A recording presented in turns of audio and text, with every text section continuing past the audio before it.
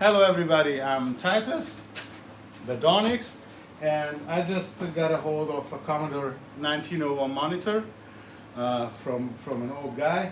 He said it's broken, which is definitely is, and I'm trying to fix this with your help, and we try to go across this lovely journey. The previous owner said it has a flyback problem. I'm not a big guru of the CRT technology. I try to keep my hands away from high voltage. If you can help me with this, I'd be really grateful. And let's see how it goes.